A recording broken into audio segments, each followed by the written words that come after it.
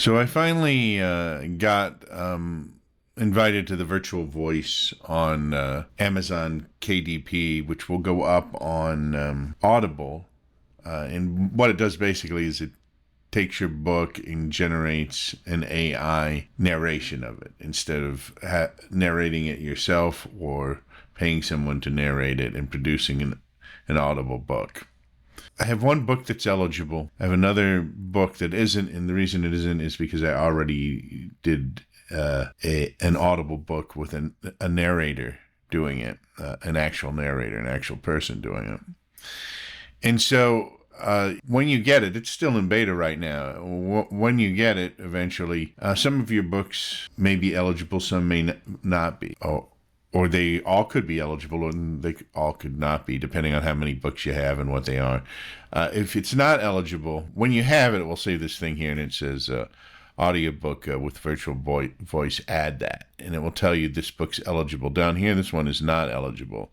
And if I click on it, the reason it says that I don't have this criteria, not have an existing audiobook. I already did an audiobook of this. Also, some books, like if they're primarily picture books, aren't eligible, and you can only do up to a certain length of book. I think it's up to 250 pages. So those are some things to bear in mind.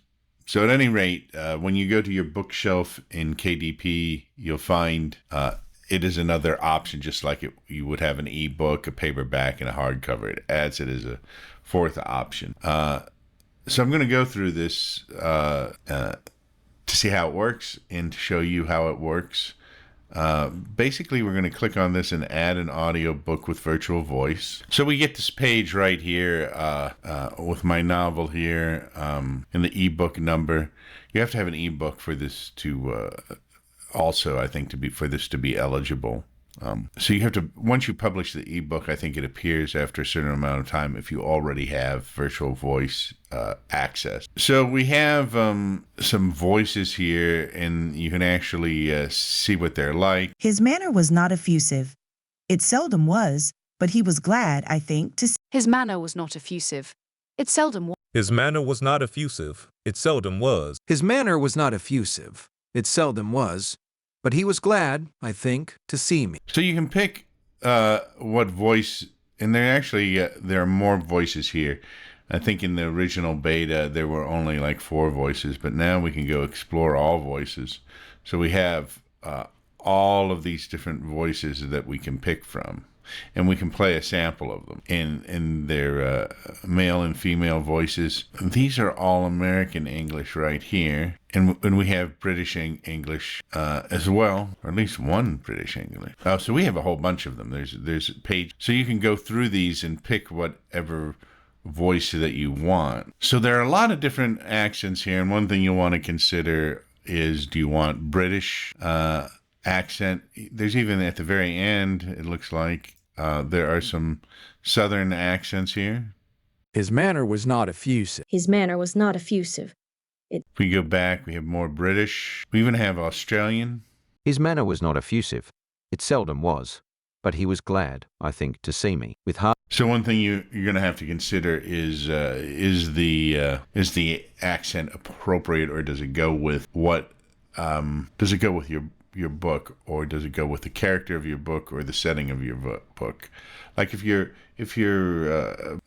book took place in Australia, you might want an Australian accent, or there might be other reasons you want an Australian accent. Or if your main character is Australian, or your main character is British, or you just want that vibe. So there are a lot of reasons you might go with one or the other. And you have to also consider if you want a man or a woman's voice. His manner was not effusive. It seldom was, but he was glad, I think, to see me. With hardly a word spoken, but with a... That one I kind of like, 21. It has very nice... His manner was not effusive. It seldom was, but he was glad, I think, to see me. His manner was not effusive. So I would take your time in checking each one of these voices out. His manner was not effusive. It seldom... His manner was not effusive. It seldom was. But he was glad, I think, to see me. His manner was not effusive. It seldom was, but he was glad. His manner was not effusive. It seldom was, but he was glad, I think, to see me. All right, so I picked a voice. It's an American English voice. 21. I kind of like that particular voice. I think it will go okay with the book. Also, obviously, if you're doing a nonfiction book, you might have other considerations for what voice you pick. Or you might want to pick a voice that's like yours. So if you have a British accent, you might want a British accent for the voice, and so on. The audio cover will automatically generate it from your ebook cover. It basically adds, it's basically your ebook cover, but it puts it into a square format by putting a white band down either side. So it's basically, it just puts a white background on the sides of it to make it square. I'm going to leave audio enrollment in Audible Plus clicked on this. All right, here's where you set your price down here, pricing and royalties, and it tells you what the royalties will be.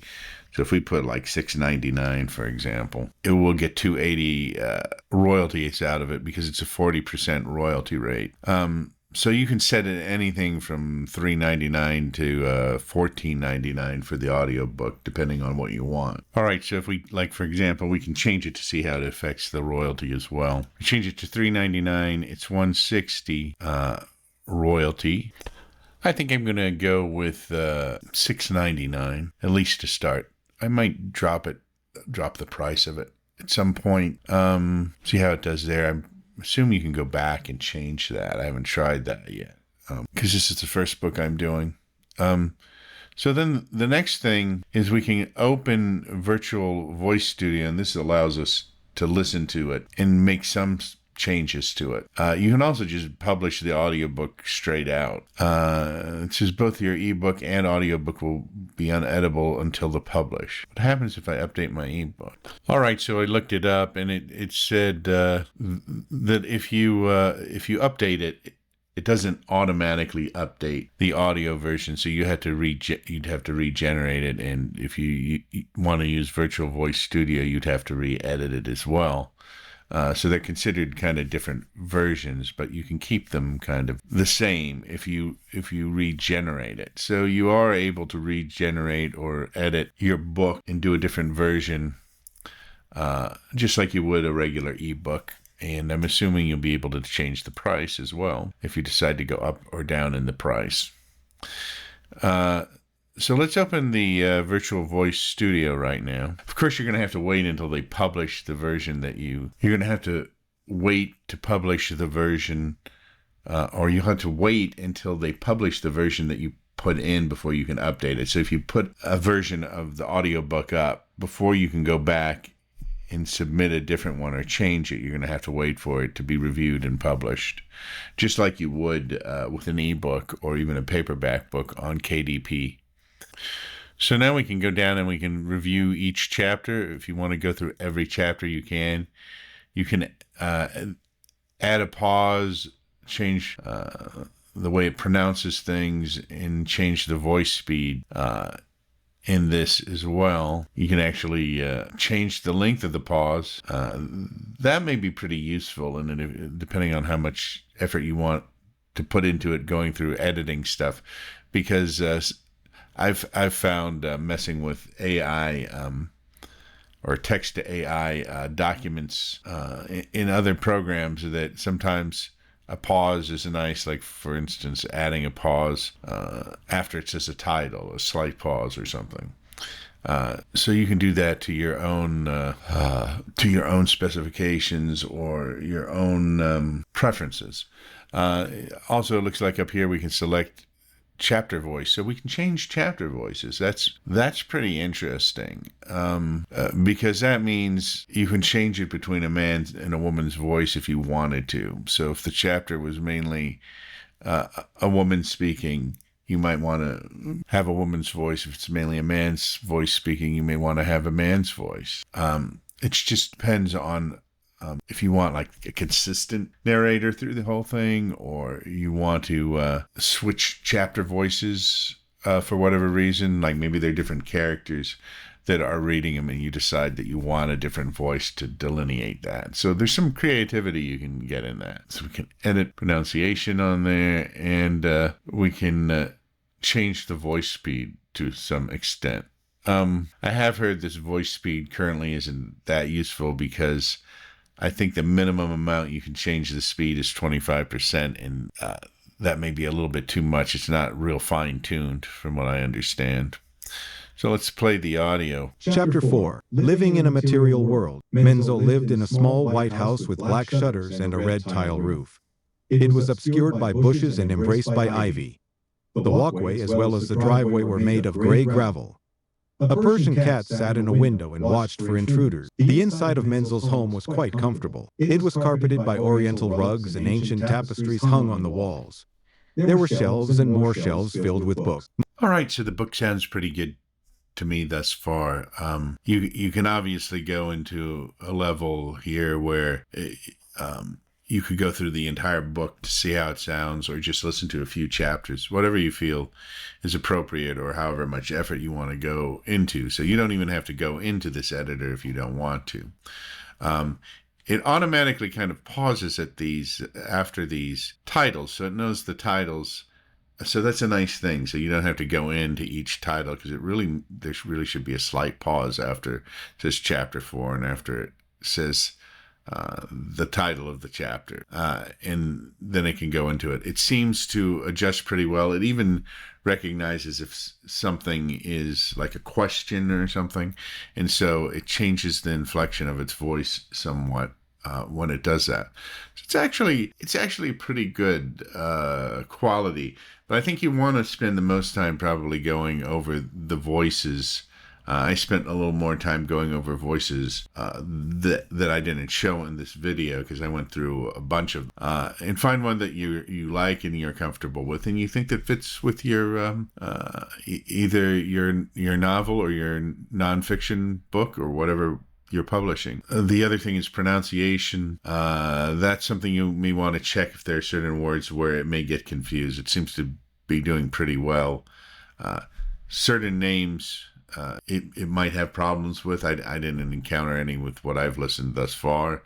Or there may be certain words that it has problems with. So you could, particularly if the word's repeated a lot, like a name or some term, you can go through and fix it. But remember, you can go back later and re-edit it. So you could just publish it relatively quickly and then update it later if you wanted. It's kind of up to you. Well, it is up to you. So if we go back up here to the right corner and return to audiobook setup, and we can scroll down now. I'm going to save changes. And so now it's changed, or we've saved it. So it's basically a draft at this point. So I could come back to this later, like if I wanted to spend a few days working on it and going through each chapter and listening to each chapter.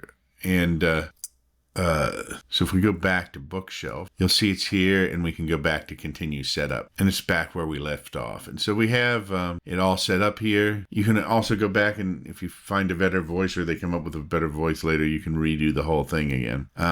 So I'm going to go ahead and publish the audiobook here.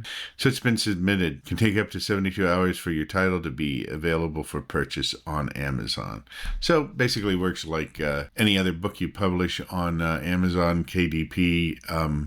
They're going to review it and check it out. And once it's approved, they'll say it's approved, and it may take up to 72 hours, I think, after that for it to appear.